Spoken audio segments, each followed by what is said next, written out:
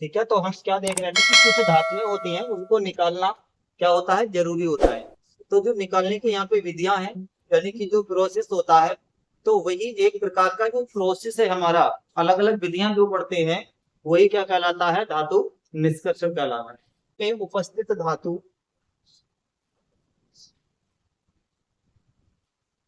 अयस्क में उपस्थित धातु की मात्रा शुद्ध अवस्था में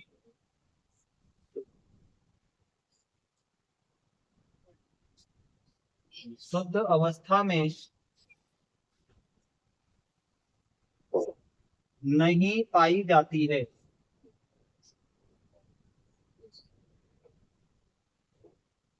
शुद्ध अवस्था में नहीं पाई जाती है, इसलिए अयस्कों से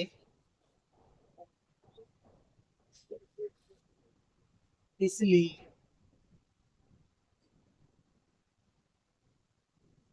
अयस्कों से विभिन्न विधियों द्वारा अयस्कों से विभिन्न विधियों द्वारा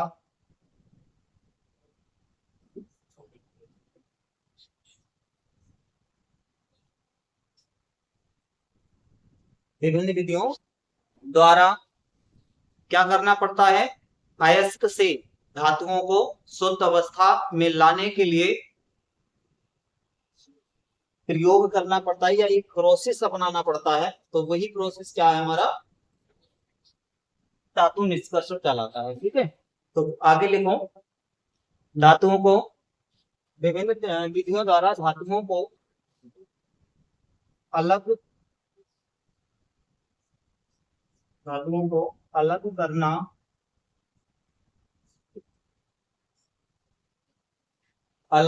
करना पड़ता है, और अलग करना पड़ता है, और अयस्क से धातुओं की शुद्ध मात्रा को करना पड़ता है, और अयस्क से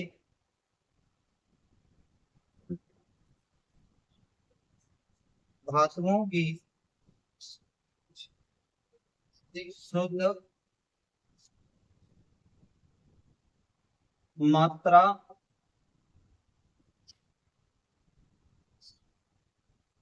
को अलग करना या प्राप्त करना, अलग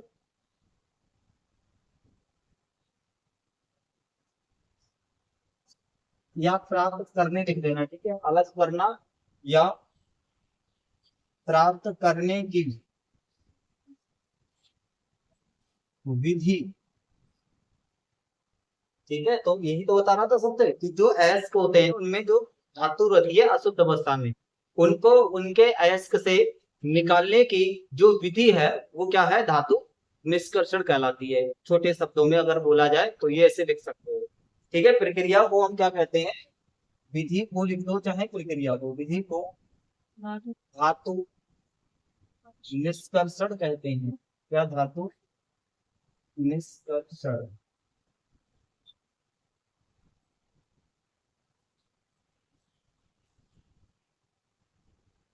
धातु निष्कर्षण कहते हैं। ठीक है, तो ये हमारी हुई धातु निष्कर्षण की कहानी। तो कोई भी किसी भी प्रकार की वो अयस्क के रूप में धातु होगी, उस अयस्क के रूप से इसको शुद्ध अवस्था में प्राप्त करने के लिए हम जिन विधियों का, जिन तरीकों का हम इस्तेमाल करते हैं, तो वो सारी विधियां ही क्या है, हमारी धातु निष्कर्षण कहलाती हैं। समझ गए। अब हम देखेंगे कि धातु निष्कर्षण कितने तरीके से हो सकता है। तो आपने एक सक्रियता श्रेणी पढ़ी थी, और उसको मैंने याद भी करा था प्रीवियस क्लास में। क्या याद करवाया था कि पोटेशियम, ऐसे ऐसा लिख रहा हूं, पहले सबसे क्या था, पोटेशियम, फिर क्या था, सोडियम, फिर क्या था, मैग्नीशियम, पहले कैल्शियम था, फिर था हमारा मैग्नीशियम, और क्या था हमारा एल्यूमिनियम, और था जिंक। जिंक के बाद क्या था हमारा Mg था,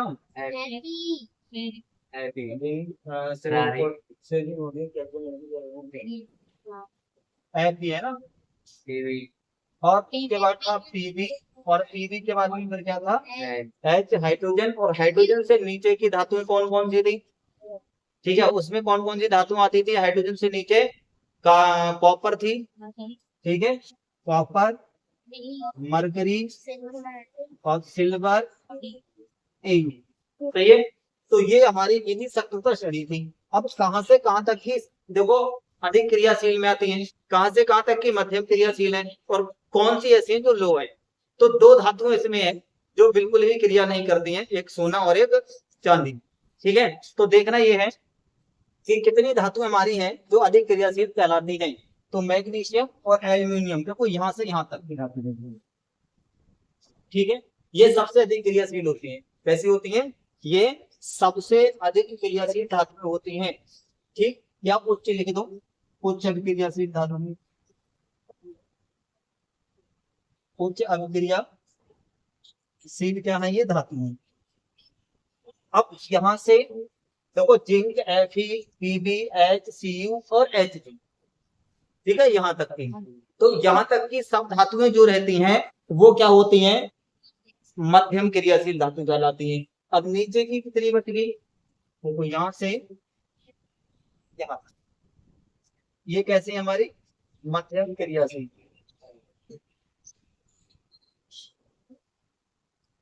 ये हमारी धातु कैसी होती है? मध्यम क्रियाशील। अब यहां से यहां तक की जो धातुएं बचती हैं ये कैसी होती है? इनको हम बोल सकते हैं कि न्यूनतम अभिक्रियाशील या फिर शुद्ध रूप में पाई जाने वाली अक्रिय, है ना। निम्नतम बोल देते हैं, क्या लिख देते हैं इसको? निम्नतम क्रियाशील। तो इस तरीके से जो सतर्कता श्रेणी है हमारी, उसमें तीन प्रकार की हमारी धातुएं मिलती है देखने को, उच्च क्रियाशील, मध्यम क्रियाशील और निम्नतम क्रियाशील। अब समस्या ये हो रही होगी कि आखिरकार जो उच्च क्रियाशील धातुएं हैं उनका हम किस तरीके से निष्कर्षण करेंगे, कौन सी विधि का यूज करेंगे, मध्यम क्रियाशील में कौन सी विधि का करेंगे, और जो निम्न वाली है उसमें हम कौन सी विधि का यूज करेंगे, यानी कि निष्कर्षण कैसे करेंगे। तो यहाँ पर ही मैं समझाना चाहता हूँ कि जो उच्च क्रियाशील धातुएं है ना, उनका क्या होता है, उनका जो निष्कर्षण होता है वो वैद्युत अपघटन के द्वारा। पहले चीज समझ लेना कि इसका जो निष्कर्षण होगा, इनका जो निष्कर्षण होता है वो होता है वैद्युत अपघटन द्वारा। ठीक है, जो क्रियाशील धातुएं हैं उनका निष्कर्षण आप कैसे करोगे? धातुओं का वैद्युत अपघटन के द्वारा करोगे। और जो मध्यम अपक्रियाशील धातुएं हैं इनका आप कैसे निष्कर्षण करोगे? कार्बन एक अपचायक के रूप में काम करता है, तो कार्बन अपचायक के रूप में, या फिर बोल सकते हो कि कार्बन द्वारा अपचयन करने पर। ठीक है, यहाँ पे क्या हो जाएगा? इसका निष्कर्षण कैसे करेंगे?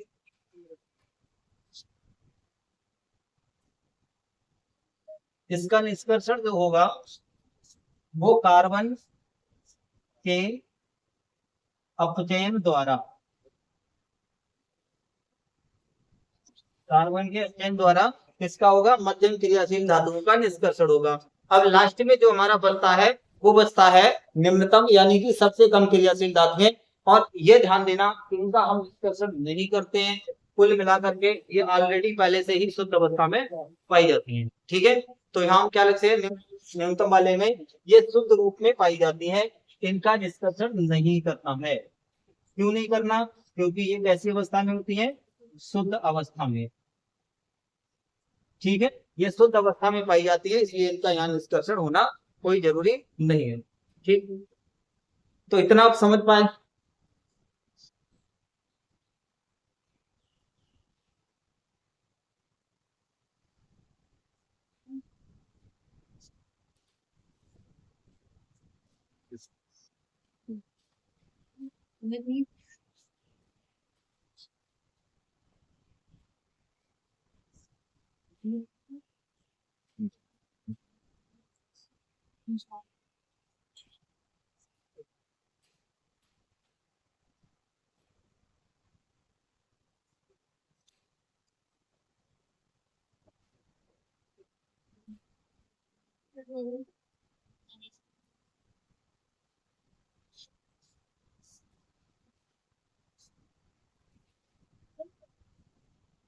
देखिए, अगला जो हमारा टॉपिक है वो है अयस्क का सांद्रण।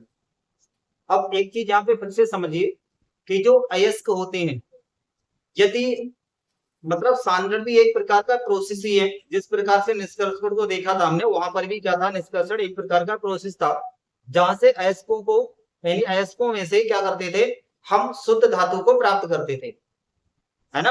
अयस्कों से शुद्ध धातु के रूप में धातु को प्राप्त करने की जो विधियां थी, वो कौन सी प्रोसेस या विधियां क्या थी, हमारी धातु का निष्कर्षण कहलाती थी। अब यहाँ जो हमारा है वो है अयस्क का सांद्रण। अब बोल रहे होंगे कि अयस्क का सांद्रण क्या होता है।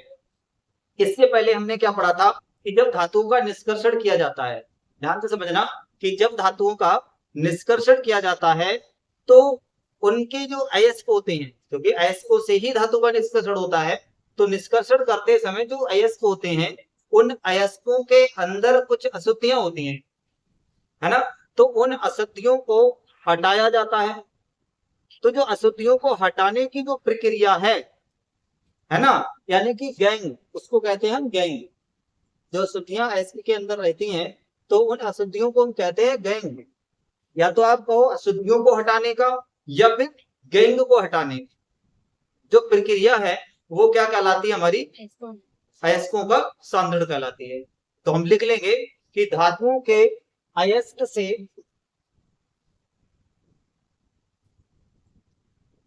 धातुओं के अयस्क से के निष्कर्षण से पूर्व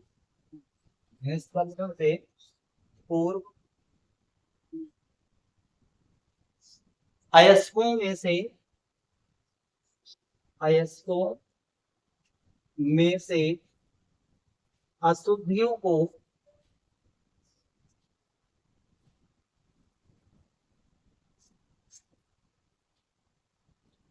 हटाने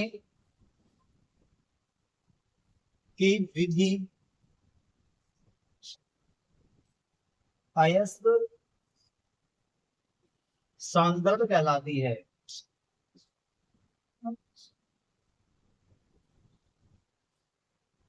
ठीक है, क्या कहलाती है वो, अयस्क सांद्रण कहलाती है। तो वो धातुओं के अयस्क होंगे, उनसे निष्कर्षण से पहले हम क्या करते हैं, अयस्कों में से कुछ अशुद्धियां होती है, उनको हटाने का जो तरीका, हटाने की जो विधि है, वो क्या कहलाती है, अयस्क सांद्रण कहलाती है ना। अब गैंग हेडिंग लगा लेंगे। गैंग किसे कहते हैं, देखो गैंग होता है कि अयस्कों में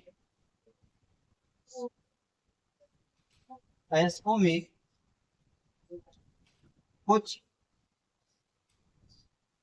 अशुद्धियां पाई जाती हैं, अशुद्धियां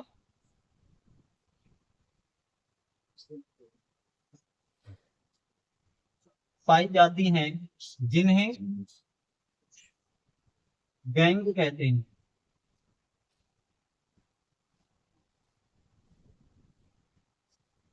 जिन्हें क्या कहते हैं, गैंग कहते हैं। ठीक है, तो जो अयस्क रहते हैं, उन अयस्कों में कुछ अशुद्धियां होती हैं, और उन्हीं अशुद्धियों को क्या कहते हैं, हम गैंग कहते हैं। ठीक है, अगर देखो ये प्रश्न आता है कि गैंग को हटाने की विधियां कौन सी, मतलब अयस्क से गैंग किन किन विधियों द्वारा हटाया जा सकता है। तो देखो सबसे पहली आती है हाथ से चुन करके, जो भी होती है हाथ से हटा लेंगे उसमें से बीम की। ठीक, दूसरी विधि इसकी है कि जो गुरुत्व पृथक्करण विधि, ये दूसरी विधि गुरुत्व पृथक्करण का मतलब है कि गुरुत्व बल के कारण या विधि के द्वारा उसको हम हटा देते हैं, अशुद्धियां हट जाती हैं। तीसरी है फैन प्लवन विधि, और चौथी है चुंबकीय पृथक्करण विधि। ठीक है, तो ये हमारी 4 विधियां हैं जिससे हम क्या करते हैं, गैंग को अयस्क से अलग कर सकते हैं। ठीक है, गैंग से क्या कर सकते हैं, अलग लिखना चाहो तो लिख लेना के सांद्रण की विधियां,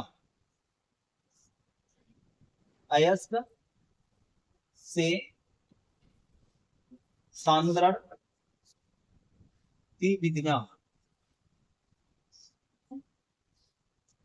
तो पहली विधि इसमें क्या है हमारी, पहली विधि है हाथ से चूकर, हाथ से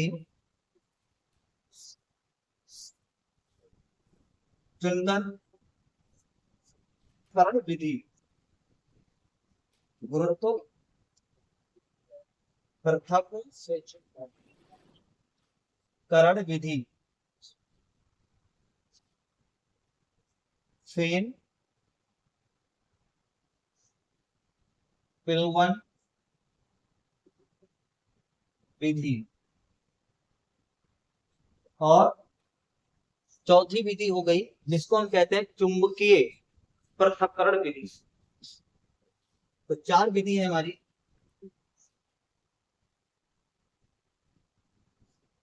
चुंबकीय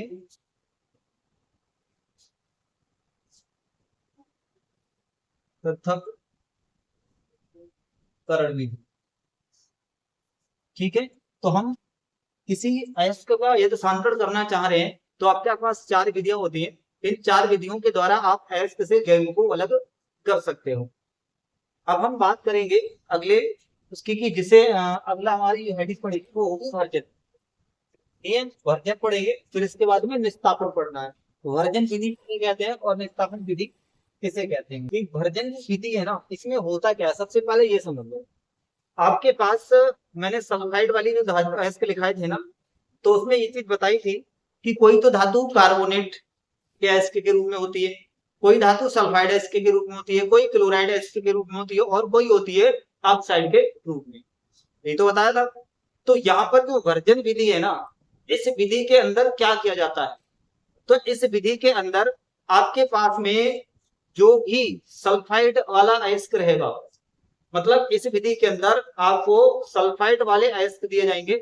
तो जितने भी आपके पास सल्फाइड वाले अयस्क होंगे, उन सल्फाइड वाले अयस्कों का वायु की उपस्थिति में गर्म करते हैं। तो वर्जन क्या हो गया, एक प्रकार की गर्म करने की विधि है, यानी कि इसमें गर्म होता है, इस विधि में गर्म किया जाता है।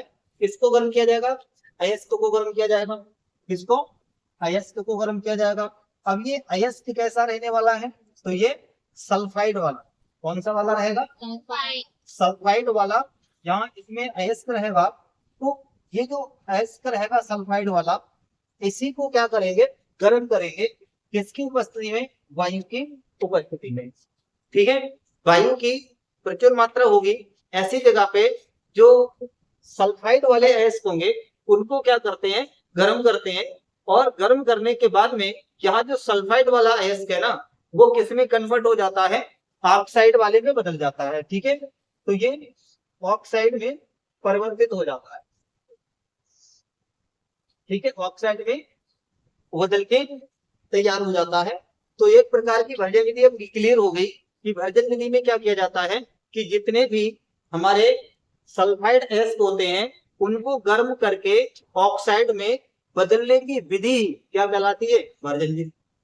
यही तो होगा, क्या कहलाती है, भर्जन विधि। तो लिखोगे कि सल्फाइड के रूप में पाए जाने वाले, सल्फाइड के रूप में, सल्फाइड के रूप में पाए जाने वाले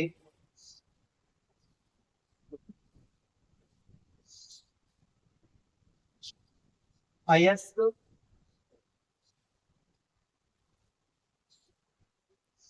को वायु की,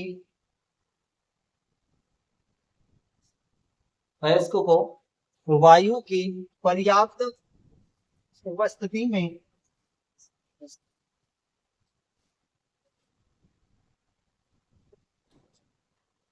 वायु की पर्याप्त उपस्थिति में गर्म करने की प्रक्रिया को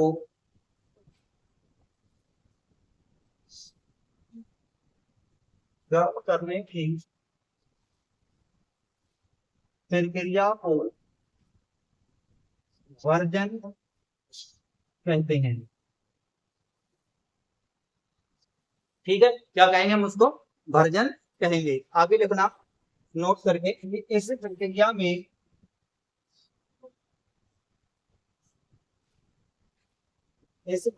में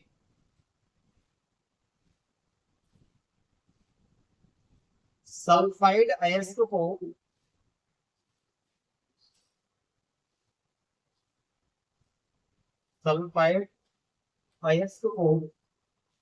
ऑक्साइड में